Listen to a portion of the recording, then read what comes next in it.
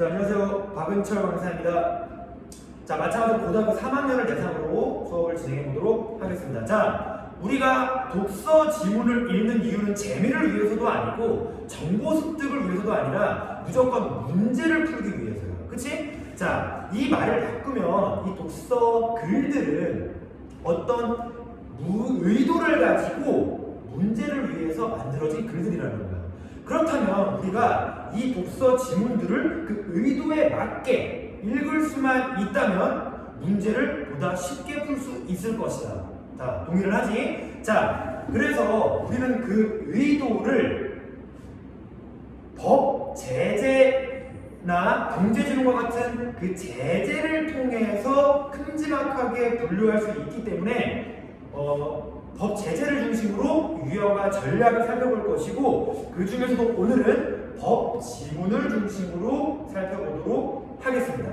자, 일단 최근 10여 년에 평가원 기출들을 법 지문 중심으로 분석을 해보면 크게 이렇게 두 가지 유형이 나왔습니다. 첫 번째는 법 개념 설명형이고, 두 번째는 이해관계 균형형인데, 첫 번째는 말 그대로 법 개념들을 다양하게 사례를 통해서 설명해주고 있는 예시고, 그 다음 두 번째 이해관계 균형형은 법을 적용하다 보면 다양한 이해관계 속에서 서로 상충되는 가치들이 있기 마련인데, 이 안에서 균형을 맞춰 나가는 그 과정을 담은 지문을 이 이해관계 균형형이라고 합니다. 그런데 오늘은 이 법 개념 설명형을 중심으로 어떻게 접근해 나가야 되는지를 살펴보도록 하겠습니다. 자, 일단 법 개념 설명형은 이런 세 가지 독해 전략을 중심으로 우리가 읽어 나가야 합니다. 첫 번째, 개념 간의 관계 파악인데, 법 개념에 대해서 다양하게 개념 정의를 해줄 것이고, 우리는 그 정의된 개념을 중심으로 포함 관계와 대비 관계를 파악을 해야 됩니다. 왜 이 두 가지를 파악하는 게 중요하냐면, 어떤 개념이 있는데 그 개념을 점점 포함 관계 안에 속에서 하위 개념으로 좁혀 나간다는 것은 적용 범위가 점점 좁아진다는 거고, 그 좁아지는 적용 범위가 시험으로 출제되기 때문입니다. 마찬가지로 저 대비 관계 같은 경우 어떤 상위 개념 안에 두 가지 하위 개념이 쪼개진다고 했을 때 그 하위 개념이 각각 적용 범위가 다른 거고, 그 다른 적용 범위를 비교하는 것이 또 문제에 출제되기 때문에 우리는 이 두 가지의 포함 관계, 대비 관계를 중점적으로 살펴봐야 된다라고 얘기를 하는 겁니다. 자, 그 다음에 원칙과 예외 전략인데, 법을 적용하다 보면 원래 원칙에서 벗어난 예외가 있기 마련입니다. 그래서 이 예외 또는 이 특수한 상황은 반드시 손주로 나오기 때문에 우리가 별표를 꼭 치고 넘어가서 나중에 다시 확인하러 와야만 한다라는 거고, 세 번째는 추상의 구체화인데, 그러니까 추상적 개념이라는 것이 법 개념의 특징입니다. 그러니까 법 개념이라는 것이 되게 추상적인 개념이 많은데, 얘네들을 구체적인 사례에 적용해 나가면서 꼭 읽어야 한다라는 겁니다. 그래서 결국은 우리가 만약에 이 법 개념 지문을 세 가지 전략으로 읽어 나간다면 머릿속에서는 이러한 구조도가 형성이 될 것입니다.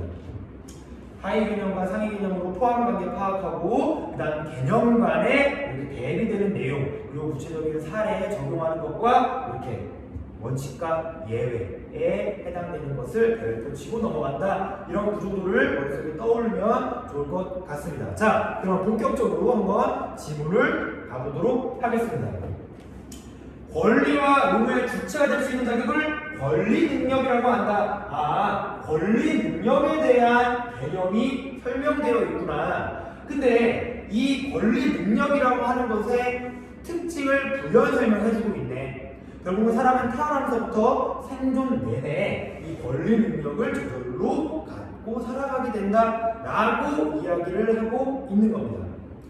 근데 사람은 소유권, 채권, 채무라고 하는 이런 구체적인 사례를 통해서 결국은 저 앞서 나와 있는 추상적인 개념을 다시 한번 구체적인 사례에 적용할 수 있도록 해주고 있는 거니까 우리는 이 소유권과 채권과 채무가 권리 능력 중에서도 권리와 의무에 해당되는 거구나 라는 것을 짚고 넘어가면 됩니다. 자, 사람들의 결합체인 단체도 일정한 요건을 갖추면 권리 능력이 법인격을 취득할 수 있다. 자, 여기에서 권리 능력을 조금 더 세분화해서 초점하고 있는데, 그러니까 이 권리 능력을 사람한테도 할 수 있지만 사람의 집합인 단체에도 적용할 수 있고, 이 단체가 갖는 권리 능력을 좀 특별히 법인격이라고 한다라는 것을 확인할 수 있었습니다. 이렇게 하위 개념을 계속 뽑아내 나가면서 푸는 것이 중요하다는 뜻입니다. 자, 단체 중에서는 이러한 특성을 가진 단체가 있는데 이를 사단이라고 부른다. 그러면 우리는 단체 중에서도 라고 얘기를 하고 있으니까 단체 안에 사단이 존재를 하는 거구나 라는 것을 확인할 수가 있고, 이 사단은 이러한 성질을 가지고 있는데 그 성질을 우리는 사단성이라고 한다 라고 되어 있습니다. 그리고 그 사단의 구성원을 사원이라고 하고 있는데, 그럼 결국은 사단과 사단성 그리고 사원 개념 정의를 해주고 있고, 여기에서 사단은 단체 안에서도 이러한 성질을 가진 존재들이구나 라고 하위 개념을 뽑아낼 수가 있습니다. 자, 이어서 보겠습니다.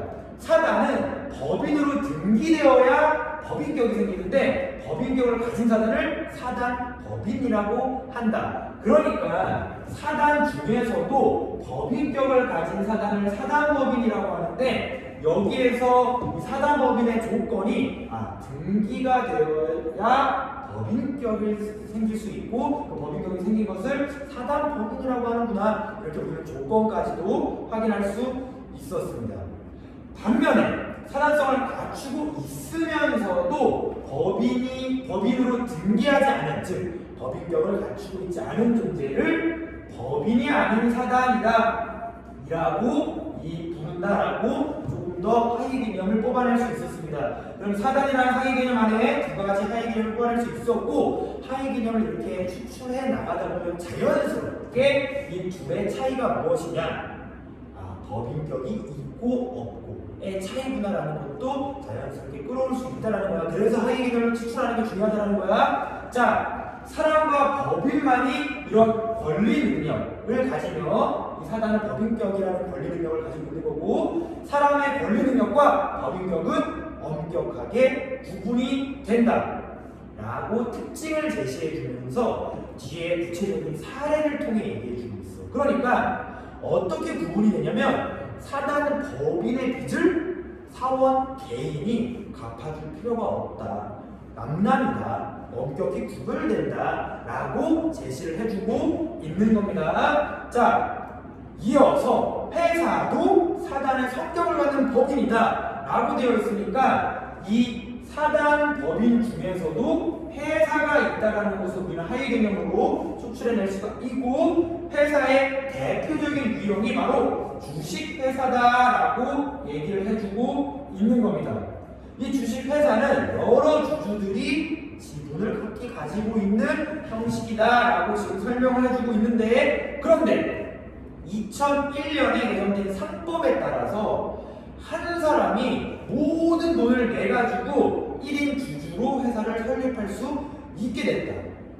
사단성을 갖추지 못했다고 할 만한데 법인의 형태를 인정하다는 거야. 그럼 앞에 있는 일반적인 주식회사랑은 조금 차이가 있는 특수한 경우이기 때문에 우리 이런 경우에 별표를 치기로 했고, 조금 더 이어서 봤을 때 여러 주주가 있던 회사가 이러이러한 방법으로 한 사람의 소유가 되는 경우가 있는데, 이를 우리는 1인 주식회사라고 한다라고 되어 있습니다. 그러니까 이 1인 주식회사가 앞선 주식회사랑은 조금 차이가 있는 거야. 그러니까 사단성이 없으면서도 법인으로 인정이 된다고, 굉장히 특이한 케이스네. 자, 그래서 1인 주식회사는 주주 자체가 그냥 대표이사가 된다는 거지. 이처럼 1인 주주가 회사를 대표하는 기관이 되면은 모함이 하나 생기는데, 경영의 주체가 개인일까? 회사일까?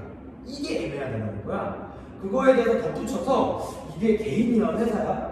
독립된 주체야? 아니면 개인 사업자야? 이게 되게 모호해진다는 거고, 이어서 결국은 사람의 인격과 법인으로서 법인격이 모호해진다라는 애매한 점이 있고, 이 애매한 점으로 인해서 문제가 결국은 발생하게 된다라고 얘기를 하고 있어.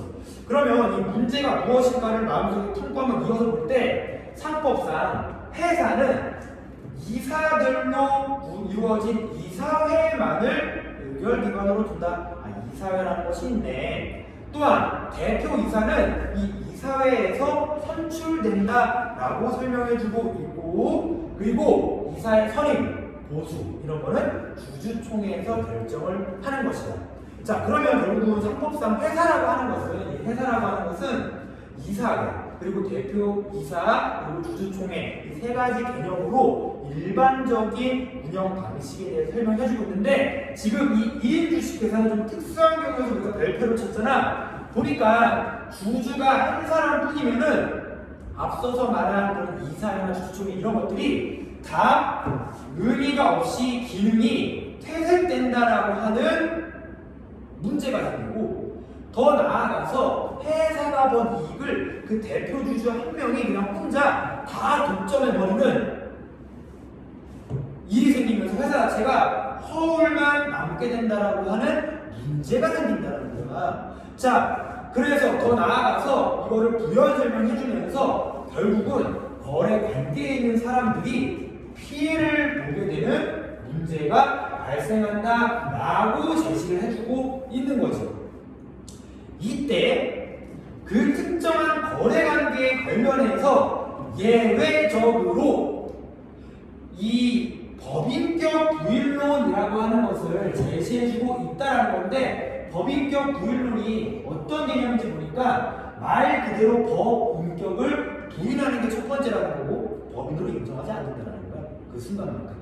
그리고 두 번째는 이 회사와 주주가 아까 분명히 구별된다라고 했는데 동일시하는 특별한 사례로 다루고 있다라는 거예요. 왜냐하면 법률은 이 법에 대해서 명시적으로 규정하고 있지는 않지만 법원의 권리라는 조항을 끌어들여서 이거를 설명해주고 있는데, 회사가 1인 주주에게 완전히 지배되어 이렇게 제대로 작동을 하지 못하는 데에도 회사에게만 책임을 묻는 것 자체가 남용이다, 앞에서 말한 권리 남용이다 라고 보고 있는 거야.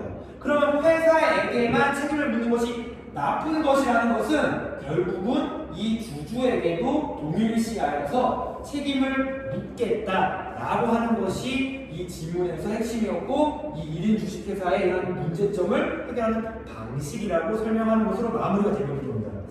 우리가 지금 이 법 개념 설명형 지문을 보고 봤는데, 결국은 이런 식으로 개념 간의 관계를 잘 파악해서 하위 개념 추출해 내가고, 그 안에서 어떤 차이가 있는지 대비 관계 파악해 나가면서 원칙과 예외를 계속 뽑아 나가면 그를 올바르게 읽을 수 있고 문제도 쉽게 풀 수 있다라는 건데, 어떻게 쉽게 풀 수 있냐면 바로 이렇게 쉽게 풀 수 있다는 것을 한번 보겠습니다. 일단 35번 적절하지 않은 거 고르는 건데 정답이 5번입니다. 왜냐? 사람들이 결합한 단체에 권리와 의무를 누릴 수 있는 자격을 주는 제도가 사단이다.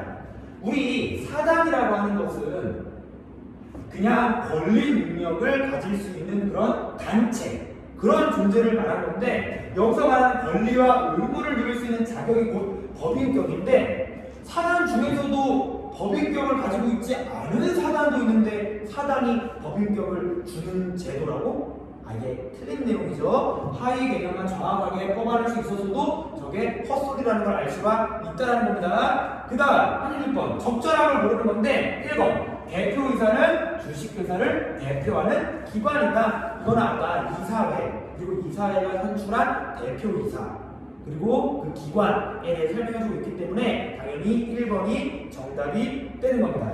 그 다음에 37번에 지금 정답이 5번인데 적절하지 않은 걸 모르는 거야. 지금 5번의 알파벳 E가 허울을 뜻합니다.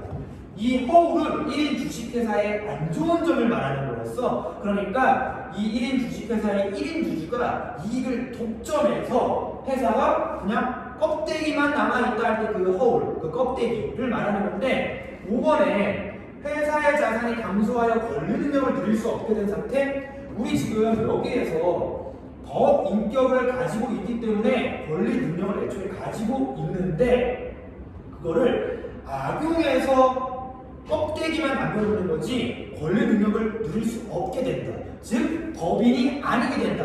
이런 내용은 없기 때문에 저 5번은 틀린 내용입니다. 자, 그 다음에 38번에 니은인데 니은은 법 인격 불일론입니다. 아까 설명했듯이 5번이 정답이 될 수밖에 없는 이유는 회사에만 책임을 묻는 것이 아니라 이 주주에게도 책임을 묻는 것이 곧 이 법인격 불일론의 핵심이기 때문에 5번이 정답이 됩니다. 그리고 마지막 어휘 문제는 구비하다. 2번이 정답입니다. 자, 고생했습니다.